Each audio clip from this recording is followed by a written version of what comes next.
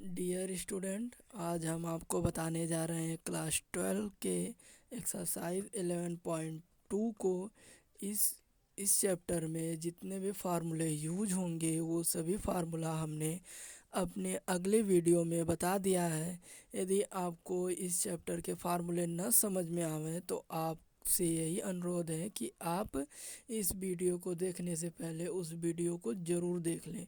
और हमारे चैनल यदि आप हमारे चैनल पर नए हैं तो हमारे चैनल को सब्सक्राइब करके बेल आइकन की घंटी को ऑल पर कर दें और हमारे चैनल को लाइक भी कर दें। यदि आपको कोई भी डाउट हो इसमें तो आप हमें कमेंट बॉक्स में लिखकर बता सकते हैं, जिसके माध्यम से हम आपके डाउट को पूर्ण रूप से प्रयास करेंगे सॉल्व करने का।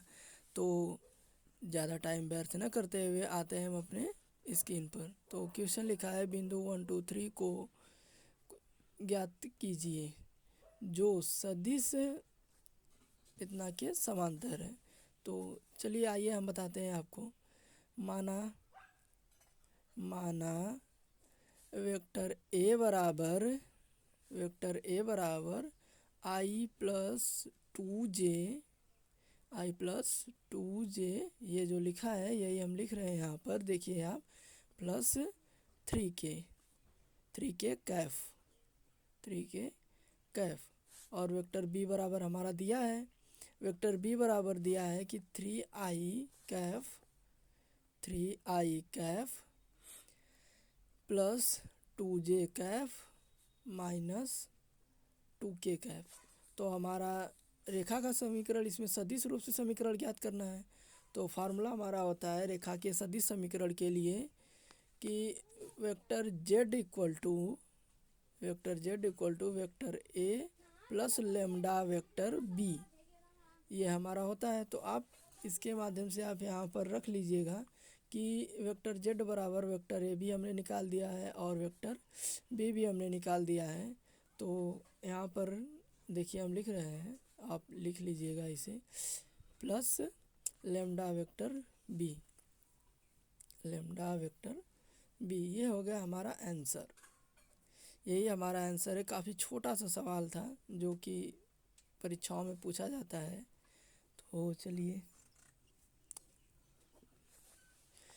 और आप लोगों से यही अनुरोध है कि अगर इस टाइप का कोई भी क्वेश्चन आए ना तो उसे घबराइएगा मत, ठीक है। इस टाइप के कई क्वेश्चन आते हैं। पहला तो क्वेश्चन ये बनता है कि यदि ये गलत हो गया, ठीक है। यदि बिंदु ए बराबर आपको दे दिया 1 2 3, ये हमारा दे दिया, और बिंदु बी बराबर दे दिया 4 5 6, तो आप क्या करेंगे, वेक्टर ए मान लेंगे 1 2 3 को, वेक्टर बी को 4 5 6 मान लेंगे।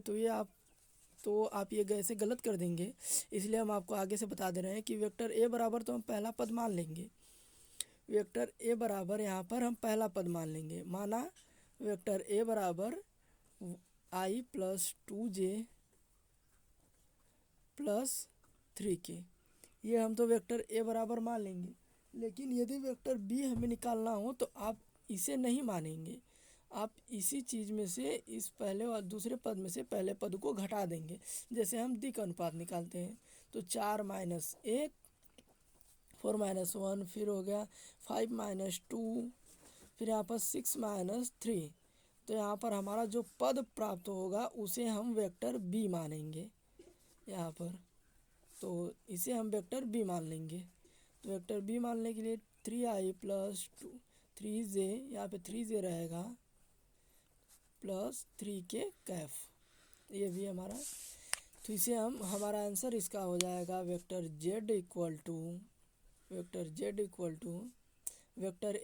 वेक्टर ए का मान हमारा लिखा है i cap plus 2j cap plus 3k cap रहेगा वहाँ पर।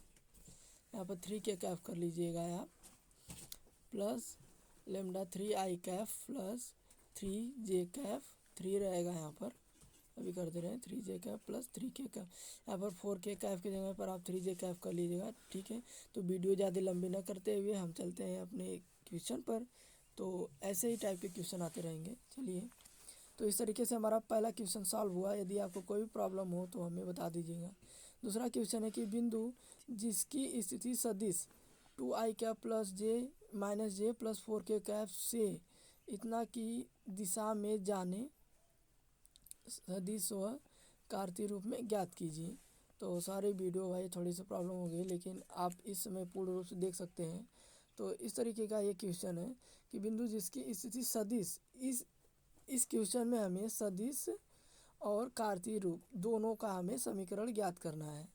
तो सदिश रेखा का समीकरण हमने फार्मूला क्वेश्चन नंबर 4 में भी अभी जो हमने लिखा फार्मूला वही फार्मूला होगा, और हम आपको इसमें भी लिख दे रहे हैं। देखिए अभी बताएंगे। देखिए यही फार्मूला ठीक हमारा होगा कि वेक्टर जेड बराबर vector A plus lambda vector B, ये हमारा फार्मूला है। ये बी है, वहाँ पर बी कर लीजिएगा, ये यहाँ पर बी कर लीजिएगा। ये हमारा फार्मूला है। ठीक इसी पर दोनों हमें दे ही दिया है, वेक्टर ए भी दे दिया है और वेक्टर बी भी दे दिया है, तो हमें कुछ यहाँ पर करना नहीं है। तो वेक्टर ए हमारा दिया है 2i Kaif minus j cap plus 4k Kaif, ये हमारा वेक्टर ए दे दिया। और वेक्टर बी भी हमारा यहाँ पर दे दिया लेमडा वेक्टर बी हमारा है कि i cap plus 2j cap minus k cap, यहाँ पर हमें दे दिया है। तो अब हमें सदिश रेखा का समीकरण ज्ञात करना है। सदिश रेखा का समीकरण तो हो गया, कार्तीय रेखा का समीकरण ज्ञात करना है। कार्तीय रूप में समीकरण, कार्तीय रूप का समीकरण का फार्मूला होता है, यहाँ पर अभी हम सूत्र लिख देंगे। का सूत्र x माइनस x1 बटा a equal y minus y1 बटा b equal z minus z1 बटा z1 रहेगा वो z1 बटा में c। तो इस तरीके से हमें ये भी ज्ञात करना है। तो आइए इसे भी हम अच्छे से हल कर लेंगे। तो यहाँ पर देखिए आप, माना वेक्टर z बराबर x i cap plus y j cap plus z k cap, यहाँ पर हम ये मान लेंगे इसे। फिर देखिए हम लिखेंगे तो x i cap plus y j cap plus z k Kaif equal हमारा वेक्टर जेड बराबर जो पद रहेगा उसे हम उतार देंगे यहाँ पर। तो यहाँ पर वेक्टर जेड रहेगा, वेक्टर जेड कर लीजिएगा। तो वेक्टर जेड बराबर हमारा दिया है 2i minus j cap plus 4k plus lambda I cap plus 2j minus k Kaif, इसे हम उतार लेंगे। फिर देखिए लेमडा का इसमें गुणा कर देंगे हम। तो यहाँ पे लिखेंगे x i cap plus y j cap plus z k cap, तो equal 2i minus j cap plus 4k plus lambda का इसमें हम गुणा करेंगे।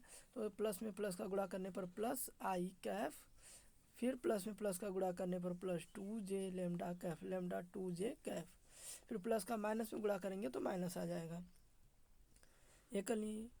तो हम मान लेंगे, माना एक्स बराबर आई कैफ बराबर 1 और यहाँ पर ये रहेगा जे कैफ इक्वल टू 1 जेड फिर आई जे के Kaif equal to 1,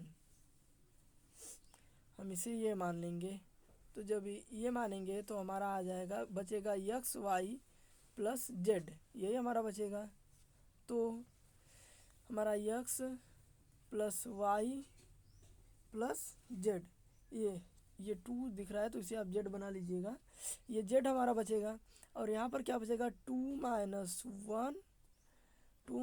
1 plus 4 plus lambda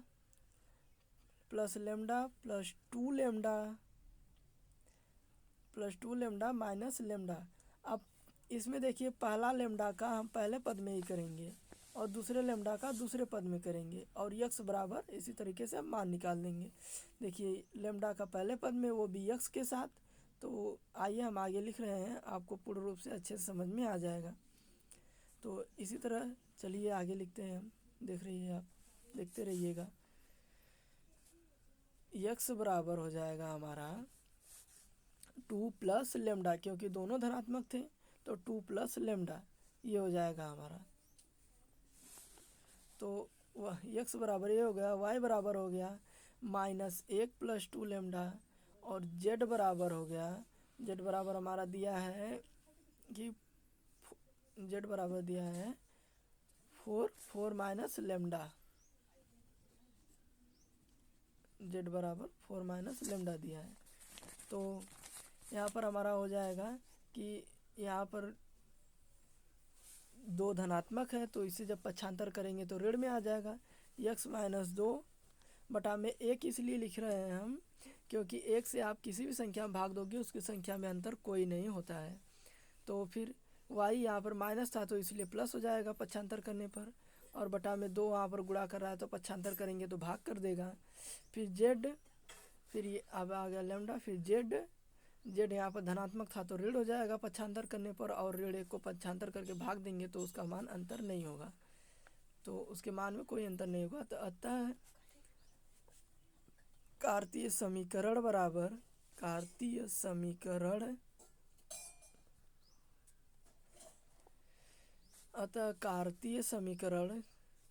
बराबर हो जाएगा हमारा यक्स -2 बटा में 1 फिर y प्लस 1 बटा में 2 इक्वल z-4 अपान -1। ये हमारा आंसर हो जाएगा। इस तरीके से हमारा ये भी क्वेश्चन सॉल्व हुआ। तो आइए हम चलते हैं क्वेश्चन नंबर 6 पर। उस रेखा का कार्तीय समीकरण ज्ञात कीजिए कि बिंदु -2 4 -5 से जाती है, जो बिंदु -2 4 -5 से जाती है, और इसका हमें कार्तीय समीकरण दिया है। तो कार्तीय समीकरण दिया है तो हम मान लेंगे, माना x1 बराबर -2 और y1, सॉरी यहाँ पर y1 रहेगा, y1 बराबर यहाँ पर 4, फिर z1 बराबर -5, और हमारा यहाँ तो क्योंकि हमारा फार्मूला होता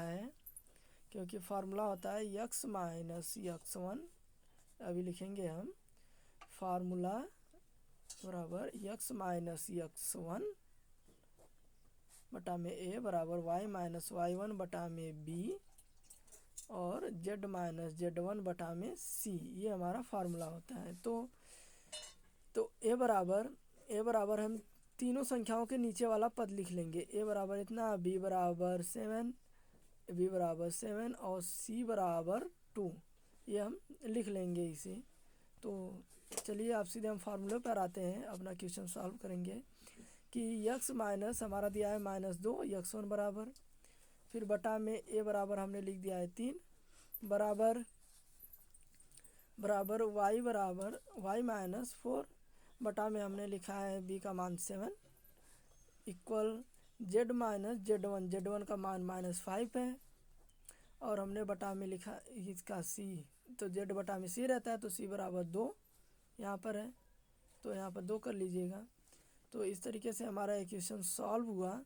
तो लास्ट पॉइंट है ये हमारा x + 2/3 equal y - 4/7 equal z + 5/2। इस तरीके से हमारा ये सारा क्वेश्चन सॉल्व हुआ। यदि आपको कहीं भी इन तीनों क्वेश्चनों में से किसी भी क्वेश्चन में डाउट है हल करने में, तो आप हमें कमेंट बॉक्स में लिखकर बता सकते हैं। और कमेंट बॉक्स में लिखकर, यदि आप हमारे चैनल पर नए हैं तो आप हमारे चैनल को सब्सक्राइब करके बेल आइकन की घंटी को ऑल पर कर दीजिएगा, ताकि हम कोई भी वीडियो बनाएं तो वो आप तक आसानी से पहुंच सके। तो चलते हैं स्टूडेंट अगले वीडियो में।